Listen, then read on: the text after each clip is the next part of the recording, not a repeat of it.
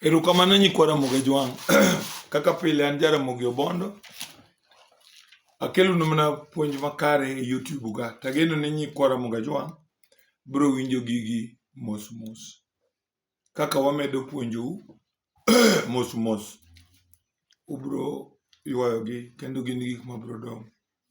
Kamoro amora mibetie kata kamoro amora ma intie kiwinjo puonj makare ageno ni in koda. An Jaramogi Obondo akelonuga mana chike luo.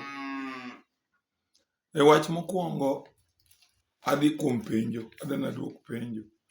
Wan gi wuoyi moro iluongo ni Charles Odhiambo Gongo, mano Wuod Seme. Charles Ogongo Wuod Seme.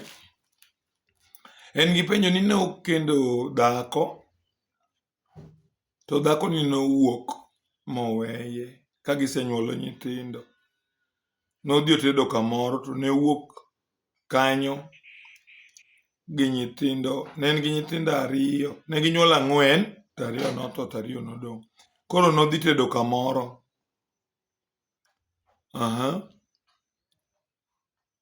Ma kuma nodhiye no oduogo kendo. Sama noduogo gi nyithindo 3 ma yawuoyi. To duoko ni nobiro kasenyombo bang'e dhako moro masegoyo dala. Dhako ni an go gi nyithindo sani 6. Koro ka an kode gi nyithindo 6, mama ni oduogo nikech babawa onindo. Koro ka noduogo to yudo ka an tasego dala gi dhako matin.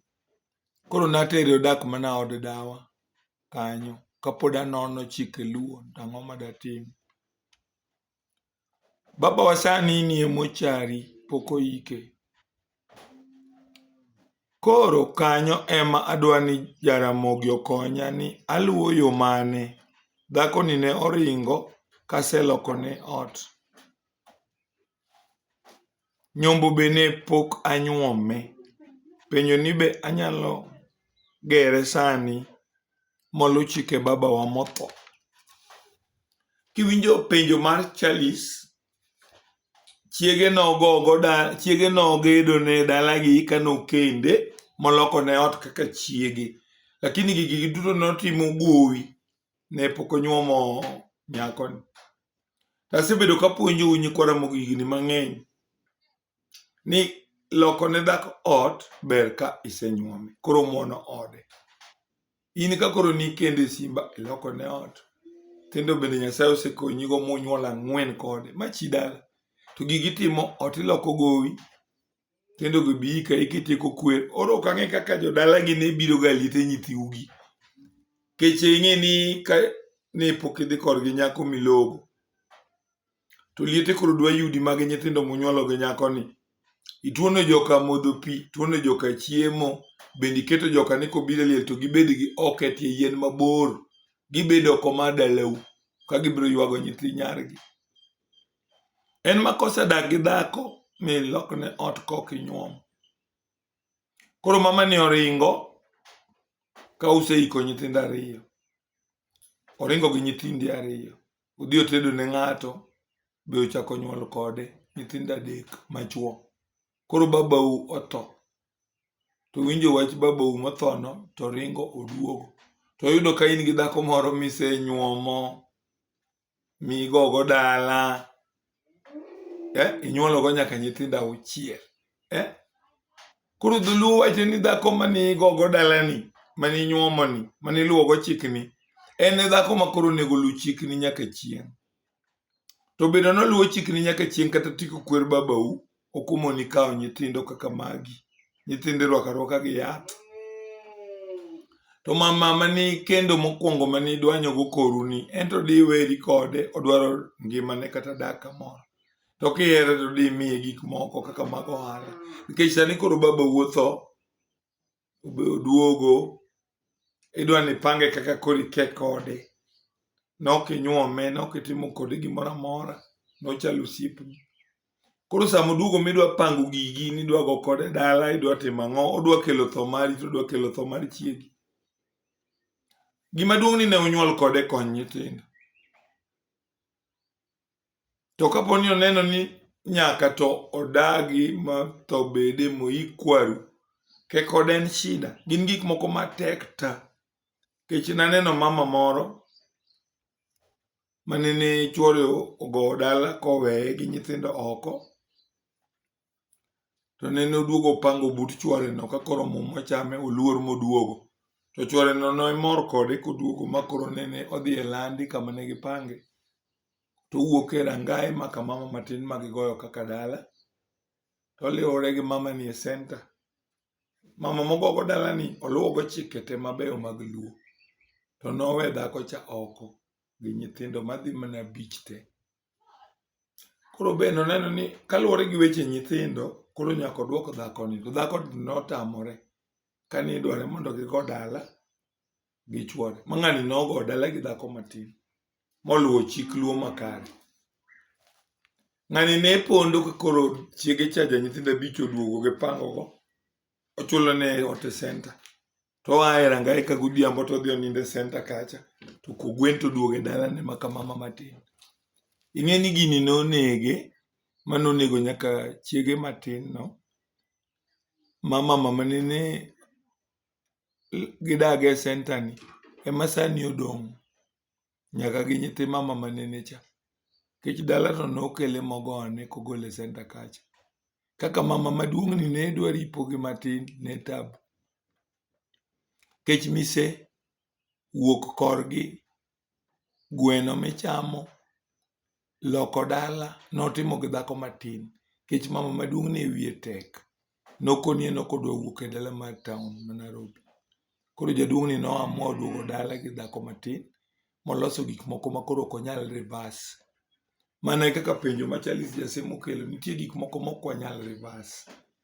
Maka mikai ikendo dhako moro bang'e midhi chamo gweno korgi migo kode dala.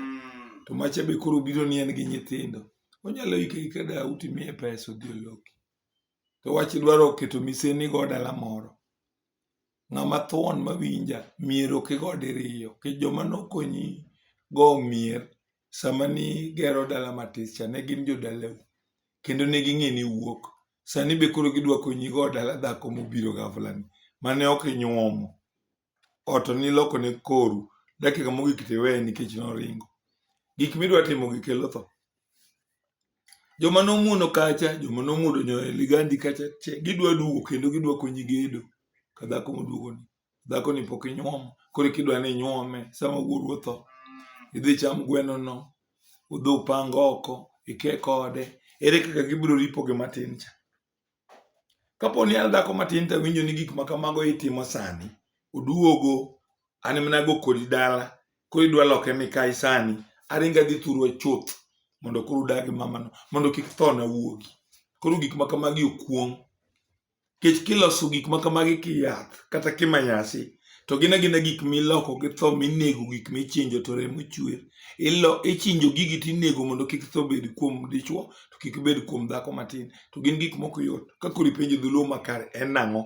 Mama cha oika kwaru kohero. To dhiyo. Kech kwaru nong'eyo.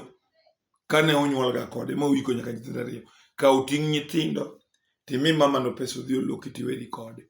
To dala ni migero mitime dhuch madongo dongo mondo dhi maber. Nikech mama matis ni unugo gi dala. Nyithindo be usenyuolo. Auchiel. Tungni mane midwa kelo. Jaluo go dala diriyo. Idwa go mier diriyo. Joma nokonyi go dala mokwongo maka dhako matin mane miyo tuom cha. Gintie. Gin be mapod gidwa tiyogo. Idwa nyorri machal nade. Gik makamago dhi kelo ni chandruok mar tho. Ing'e ni jopiny kata mana jogweng' mang'eny ok gol ga puonj makonyo ga jomoko. Napuonji ka in wuod luo. Kik igo dala. Kimiyo dhako matin mamlaka duto te. Aeto mikai ing'e ni oko gi nyithindo noringo to niwe dalau. Koro bang' higni 5-6 kaka 8 usejogoru gi mama matin. Koro bet ni mama cha ni oko. Koro igombo noduogi. To gik misetimo gin muma. Negi. Chalo ng'ama wuok dala gi to dhi otere ranga ng'ato. Kata ni wuok mana gi chiel. Dhi gak itere dala ng'ato manotho rangach. Mibeto dala ng'ano miloso weche mag rangach makar. Ikaw duong' moro makoro ok ber kidok dalau. Kata kiwega dhako kanyo. kiparo ni timo timbe maricho ma kama idhi ranga ng'ati ninde gweno kokni koro kibiro wuok idhi go dala ibiro tho chon ok ibi to buo. Koro nitie gik moko ma nyikwa Ramogi wawe utimo. Adhi kodi mbele an Jaramogi Omondo, wadhi e puonj moro kendo. Penjo mar Elizabeth Achieng' Apiyo owuok Miwani. Penjo en ni ne okenda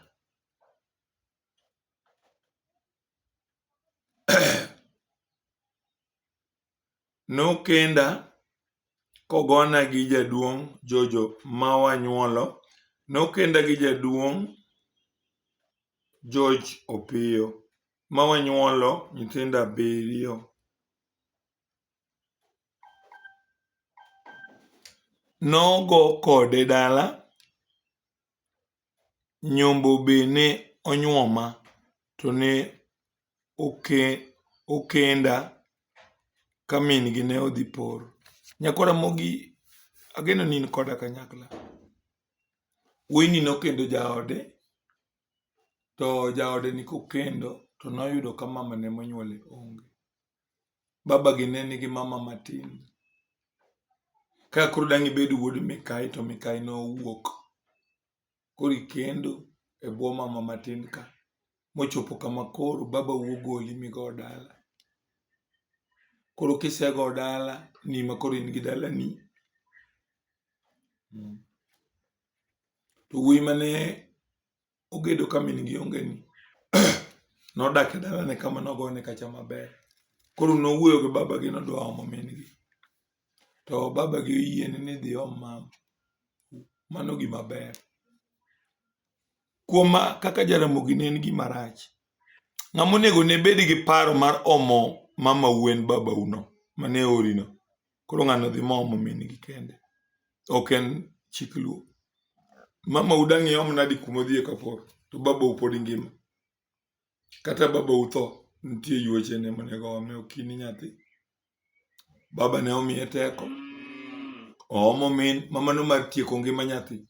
Koro koseomo min gi ni miseni borwako min gi mochako gedo ne min gi ka. Ageno ni in koda kanyakla nyakwa Ramogi. Koro kosegedo ne min gi ni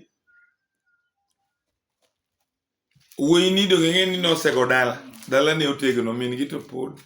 Min gi obiro mogedne. Ok ang'e ni mise nogone min gi dala manyien. Kech jaduong' to nosego dala gi mama matin. Emomiyo koro nogolo wuod Mikayi be mondo obed gi dalane. Ogolne wuod Mikayi dala. Ma wuod Mikayi otieko higni mobuoro. Then wuod Mikayi koni en koro dwa omo mama gi.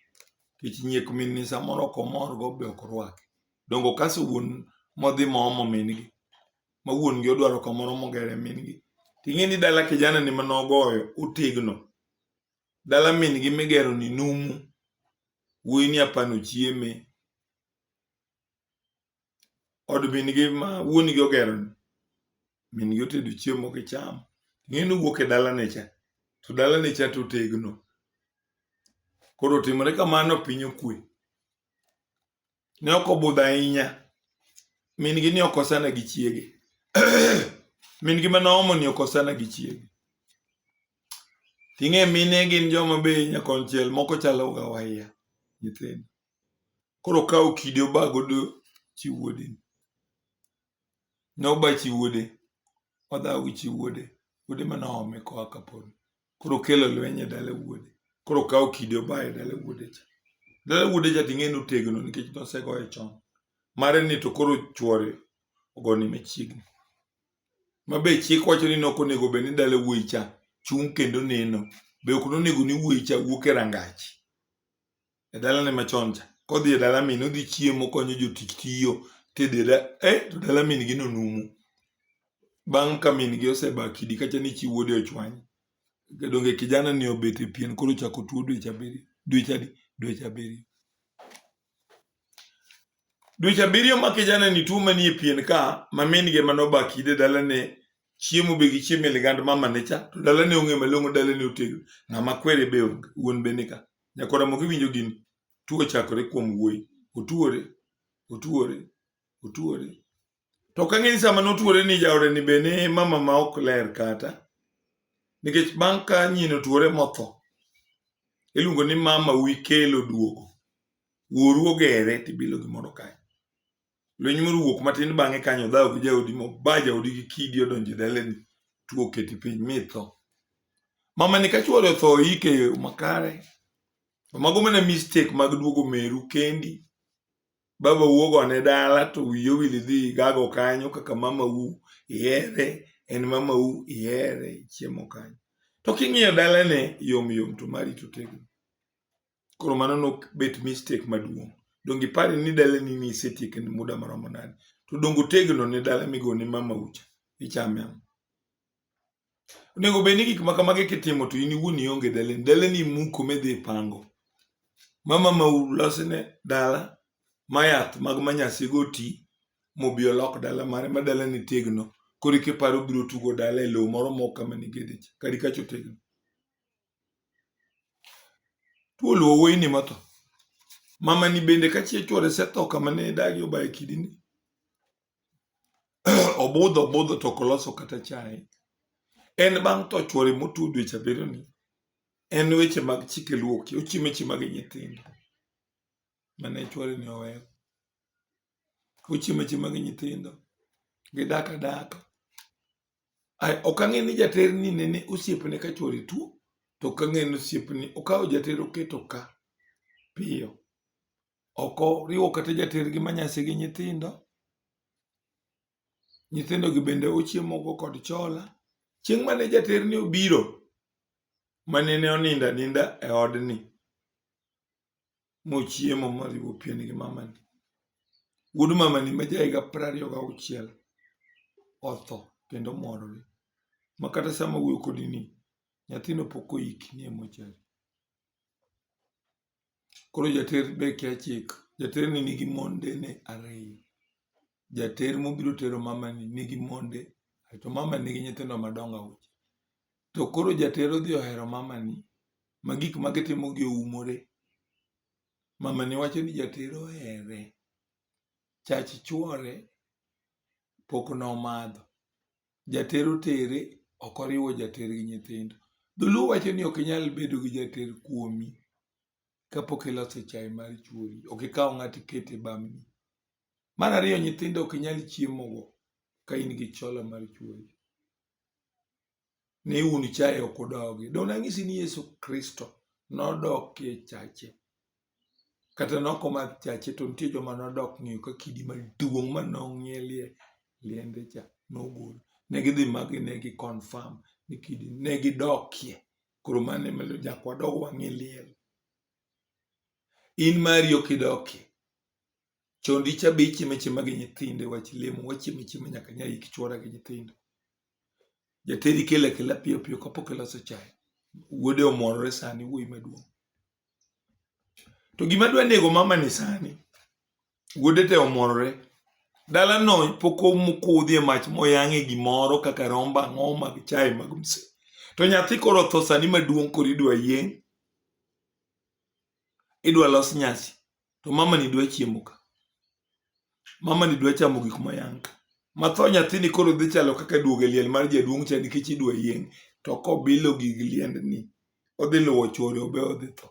Nikech dhako ma chuore onindo ma ok oloso chach chuore to keto ng'ato e bamne.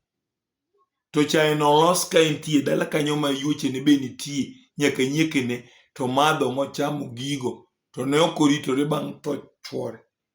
Oketo ng'ato e dende piyo. To chae no komadho to chae olosi koro idwa nene kako omadho. Komadho to gino nege. Ka jater no be ni kanyo momadho gino chae no mobil jater no be tho. Koro nyikwa Ramogi gin richo ma kik watim. Gin richo ma kik watim. Kik itemie we chuori iko tikoso dok e liel mimadh chae gi jolembi go. Nini teri etera moja kwa moja. Chae koro kibi madho kimadho to biro negi. Nyithindo bende kaponi iko chuori. Weriwo kodgi lwedo. Inego nyithindi nang'o? Gik makamagi waweuru timo. Gik makamagi waweuru timo. Koro sani mama ni nyathine omorore. Jatero donjore jatero. Gichiemo chiema gi nyithindo ka. Donge koro nego ne nyathi. Koro gik ma kamagi koro nyaka thiedhi kendo nyaka kony. To mama no bende wami warning ni sami iko nyathini shida dhi wuok. Shida dhi wuok mana ng'o.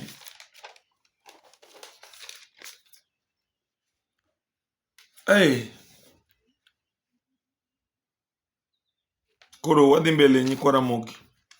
An Onyango Ayiecho Njagwa. Jachiga Kisumu East Sub County. An gi penjo Jaramogi. Nyako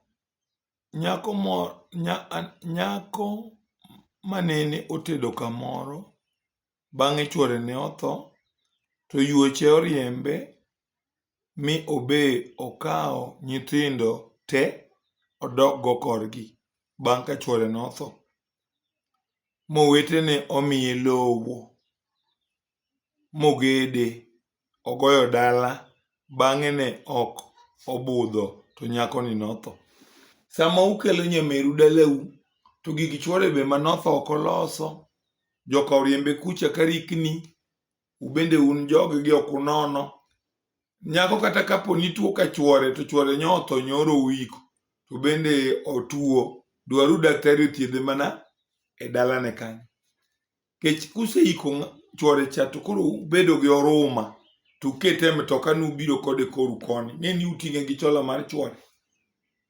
Joma dhi chiemo go, gik modhi tiyo go, gin gigi chola te. Nikech onego bed ni ukonye ngimane ka chuore kocha, we uting'e. Ne uneno no bende odhi tho koro ukele udhi thiedhe. Udhi medo tuoche ka gi midekre mok rum nikech oting'e tayari kose iko chuore. Koro bende en kod chola. Ok onyal chiemo gi ng'ato. Tedo ne kar ka nyaka utang'. Kamodhi ninde be nyaka utang'. Koro onego uthiedhe ka chuore. Koro owetene okawe nikech yuoche be koro oriembe, ji laro lowo kocha. Koro oting'o nyithinde te mumiye kamoro mogede. Unyanduru anyanda kode kama koro utimo gigo kikristo, chik onge. Obe kama koro omiye lowo mogere dalane cha, ogero gi jo kanisa. Odake gi nyithinde, ok obudho kanyo motho. Koro bende otho. Yes. Bang'e ne ok obudho to nyako ni notho oweyo nyithindo ka. Penjo ni be en gima long'o koike kaeri. Ma en korgi.